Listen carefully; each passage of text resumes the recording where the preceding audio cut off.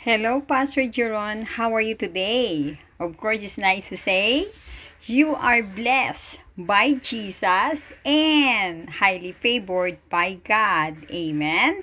Praise the Lord. Hallelujah. Hallelujah. Amen. I want to say happy, blessed, wonderful birthday to you and many, many more blessings to come to you, to your family, and also to your ministry. And may the good Lord bless you and keep you.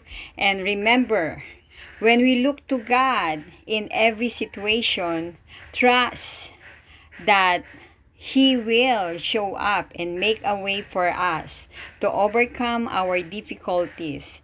God wants us to build confidence so we can have faith that He will always be there for us. Amen. Praise God. Hallelujah. Hallelujah. Amen. I am so happy and blessed when I was there. And please say hello to everyone, to all the members of the church. And also, I want to say many blessing is coming to your ministry and to your wife and to all the members of the church, and say always you are blessed by Jesus and highly favored by God, because we have God. He is the God of everything, and He is the God of our source. And I wish very soon, someday soon, meron na kayong sasakyan. Amen.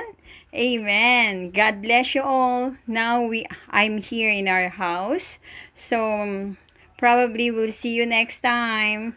Happy birthday, Pastor Jeron, and to your beautiful wife and your children. I am so happy to meet them, and hope to see you. Not hope to see you. We'll see you soon, someday soon, okay? Okay, guys. I love you guys. Bye for now. And thank you so much for all the pictures you sent and the videos. Thank you to you and to your wife and to all the members of the church. God bless you all. I love you. Bye. Happy birthday, Pastor Jeron.